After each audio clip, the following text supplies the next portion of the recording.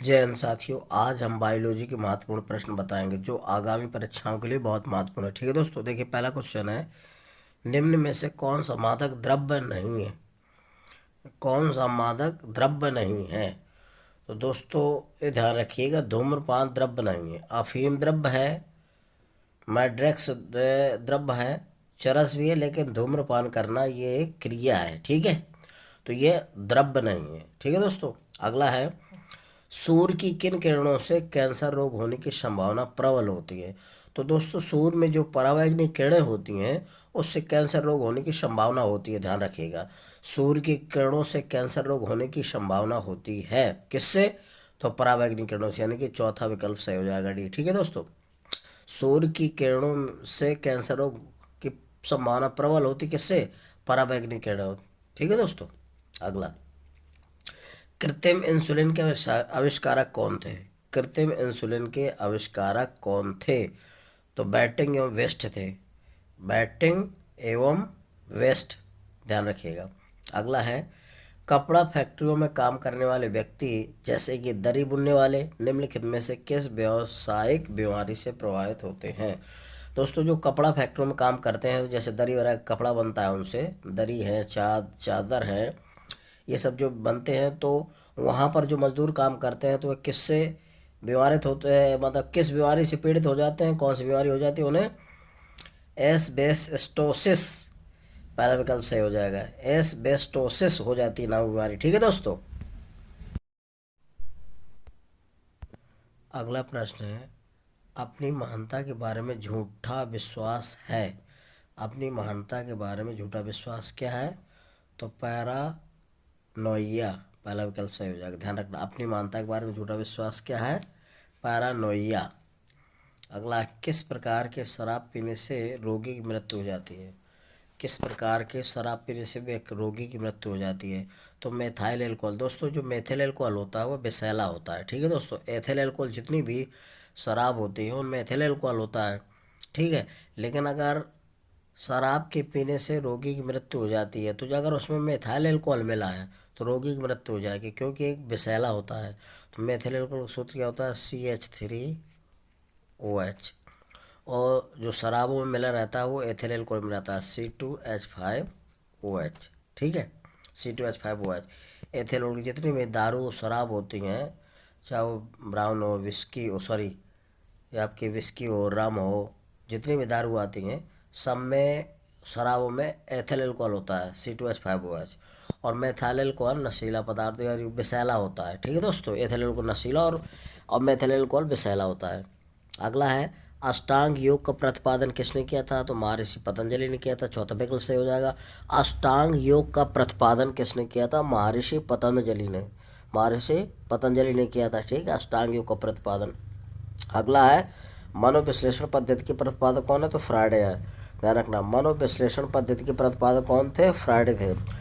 LSD के प्रवर्तक कौन थे? तो ये हाफमैन है। LSD के प्रवर्तक कौन थे? तो हाफमैन थे। ठीक है दोस्तों, ध्यान रखिएगा। अगला है साथियों, एंटीजन का मुख्य गुण क्या होता है? एंटीजन का मुख्य गुण होता है दोस्तों एंटीबॉडी का निर्माण को प्रेरित करना। एंटीबॉडी का निर्माण प्रेरित करना, ध्यान रखना, एंटीजन का मुख्य कार्य होता है एंटीबॉडी का निर्माण प्रेरित कार्य करना। ठीक है, यानी कि चौथा विकल्प डी सही हो जाएगा। अगला है, एटाइटाई रोग शरीर में किस तत्व की अधिकता से होता है? दोस्तों जब शरीर में कैडमियम की मात्रा बढ़ जाती है तो एटाइटाई रोग हो जाता है। ध्यान रखना, एटाइटाई रोग बहुत पूछा जाता है। तो एटाइटाई रोग शरीर में किस तत्व की अधिकता से होता है?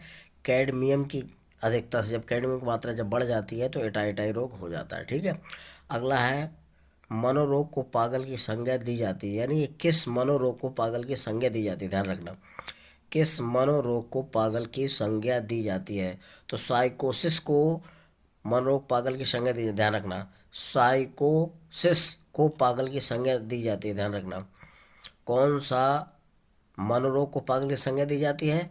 तो साइकोसिस को पागल की संज्ञा दी जाती है, यानी कि बी विकल्प सही हो जाएगा। साइकोसिस को क्या दिया जाता है? पागल की संज्ञा दी जाती है। साइकोसिस को पागल की संज्ञा दी जाती है।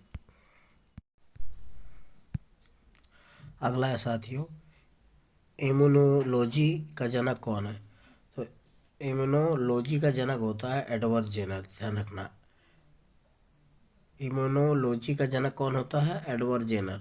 डेंगू बुखार में मानव शरीर में निम्नलिखित में से किसकी कमी हो जाती है? तो प्लेटलेट्स की कमी हो जाती है। प्लेटलेट्स की कमी हो जाती है। डेंगू बुखार जब हो जाता है तो मनुष्य में प्लेटलेट्स की कमी यानी कि प्लेटों की संख्या कम हो जाती है, ठीक, लगातार घटती जाती है। अगर जल्दी इलाज न किया तो मौत भी हो जाती है। तो डेंगू बुखार में मानव शरीर में किसकी कमी जो होती है? प्लेटलेट्स की कमी यानी प्लेटों की संख्या घट जाती है। तृतीयक प्रतिजन डीपीटी बच्चों को दी जाती है, किसके बचाव के लिए? तो दोस्तों तृतीयक प्रतिजन डीपीटी बच्चों को दी जाती है रोहिणी, कुकुर खांसी और टेटनस से बचाव के लिए, यानी डी विकल्प से हो जाएगा। रोहिणी, कुकुर खांसी और टेटनस से बचाव के लिए तृतीयक प्रतिजन डीपीटी बच्चों को दी जाती है। अगला है मिनीमाटा व्याधि निम्न धातु की हानिकारक मात्रा के कारण हुई है। तो यह पारा धातु के कारण होता है मिनीमाटा व्याधि। मिनीमाटा रोग किसकी कमी से होता है? पारा की, ध्यान रखना। जब मिनीमाटा व्याधि निम्न धातु की हानिकारक मात्रा के कारण, जब ज़्यादा मात्रा हो जाती है तो मिनीमाटा रोग हो जाता है। किससे? पारा की अधिकता से। इबोला क्या है? तो दोस्तों इबोला एक खतरनाक वायरस होता है। इबोला क्या है? खतरनाक वायरस होता है।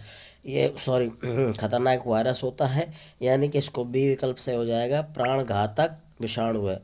इबोला क्या है? एक प्राणघातक विषाणु, ध्यान रखिए। इबोला है क्या है? एक प्राणघातक विषाणु है, ठीक है दोस्तों। अगला है खेसारी दाल खाने से कौन सा रोग होता है? खेसारी दाल खाने से कौन सा रोग होता है पूछा जाता है दोस्तों अक्सर। तो लेथाइरिज्म पहला विकल्प से हो जाएगा। लेथाइरिज्म नामक बीमारी होती है खेसारी दाल खाने से, ठीक है दोस्तों। ये आपके उसको क्या कहते हैं? चटरी की दाल होती है दोस्तों। अगला है डीपीटी टीका निम्न में से किसके काम नहीं आता? तो डीपीटी का दोस्तों डिप्थीरिया में लगाया जाता है, टेटनस में लगाया जाता है, होपिंग कप में लगाया जाता है, लेकिन पोलियो से संबंधित नहीं है। डीपीटी टीका निम्न में से किसके काम नहीं है? तो पोलियो के काम नहीं आता। ये आपका डिप्थीरिया है, टेटनस है, होपिंग कप इनके काम आता है, लेकिन पोलियो के लिए नहीं आता, ठीक है दोस्तों। पोलियो के कोई टीका नहीं बना तो उसके लिए ड्राप लाया जाता है अभी तक, ठीक है दोस्तों, छोटे बच्चों को। बीसीजी का अर्थ क्या है? तो दोस्तों बीसीजी का अर्थ क्या है? ये बीसीजी का अर्थ है bacillus Calmette Guerin. Bacillus Calmette Guerin, BCG का अर्थ होता है बैसिलस कैलेमिटी ग्यूरेन। अगला है बीसीजी का टीका नवजात शिशु को कितने दिनों के भीतर लगाया जाता है? जन्म के तुरंत बाद लगाया जाता है दोस्तों। बीसीजी का टीका यानी कि नवजात शिशु को कितने दिनों के भीतर लगाया जाता है? तो जो नवजात शिशु होता है जब पैदा होता है तो उस जन्म के तुरंत बाद लगाया जाता है बीसीजी का टीका, ध्यान रखें दोस्तों। बीसीजी का टीका नवजात शिशु को कितने दिनों के भीतर लगाया जाता है? तो जन्म के तुरंत बाद लगाया जाता है, यानी कि पहला विकल्प सही हो जाएगा, ध्यान रखिए। अगला है किस वर्ष जापानी मस्तिष्क ज्वर प्रकट हुआ था? यानी कि जापान में जापानी मस्तिष्क ज्वर प्रकट कब हुआ था? 1987 में, ध्यान रखना, डी विकल्प सही हो जाएगा। जापानी मस्तिष्क ज्वर प्रकट हुआ था कब, यानी कि कब शुरुआत हुई थी इसकी? तो 1987 में, ध्यान रखना। जापानी मस्तिष्क ज्वर प्रकट कब हुआ था? 1987 में, ठीक है दोस्तों। अगला है चिकित्सा विज्ञान की वह शाखा जिसके अंतर्गत कैंसर एवं ट्यूमर का अध्ययन किया जाता है। चिकित्सा विज्ञान की वह कौन सी शाखा जिसके अंतर्गत कैंसर और ट्यूमर का अध्ययन किया जाता है? तो ये पहला विकल्प सही हो जाएगा ऑन्कोलॉजी, ध्यान रखना। तो ऑन्कोलॉजी शाखा के अंतर्गत कैंसर और ट्यूमर का अध्ययन किया जाता है, ऑन्कोलॉजी, ठीक है, पहला विकल्प सही हो जाएगा। अगला है हेप्टोलॉजी संबंधित है किससे? तो हेप्टोलॉजी के अंतर्गत यकृत यानी कि लीवर का अध्ययन किया जाता है। हेप्टोलॉजी संबंधित किससे? यकृत का अध्ययन से संबंधित है। तो ध्यान रखिएगा हेप्टोलॉजी का अध्ययन किया जाता है यकृत, लीवर, ठीक है। अगला है मैटकाव रोग जो विगत वर्षों में गांव के पगलाने के कारण बहुचर्चित रहा, इस कारक द्वारा फैलता है। किसके कारक द्वारा फैलता है ये? तो दोस्तों ये प्रियॉन के द्वारा फैलता है, सी विकल्प सही हो जाएगा। मैटकाव रोग जो विगत वर्षों में गांव के पगलाने के कारण बहुचर्चित रहा, इस कारक द्वारा फैलता है, यानी किस कारक द्वारा फैलता है? तो प्रियॉन के द्वारा फैलता है। ये मैटकाव रोग गांव से संबंधित, ध्यान रखना, गाय जो होती है उनसे संबंधित है। और किस वायरस के कारण होता है? तो प्रियॉन के कारण, ठीक है। अगला है वायरस से संक्रमित कोशिकाएं किस प्रतिरोधी पदार्थ को उत्पन्न करते हैं। वायरस से संक्रमित कोशिकाएं किस प्रतिरोधी पदार्थ को उत्पन्न करती हैं, तो इंटरफेरॉन, ध्यान रखना। इंटरफेरॉन के कारण संक्रमित कोशिकाएं, वायरस से संक्रमित कोशिकाएं किस प्रतिरोधी पदार्थ को उत्पन्न करती है, तो इंटरफेरॉन को उत्पन्न करती हैं। ठीक है दोस्तों, ये बी विकल्प सही हो जाएगा। दोस्तों यदि मेरा वीडियो आपको अच्छा लग रहा है तो मेरे वीडियो को लाइक और सब्सक्राइब करिए। जय हिंद साथियों।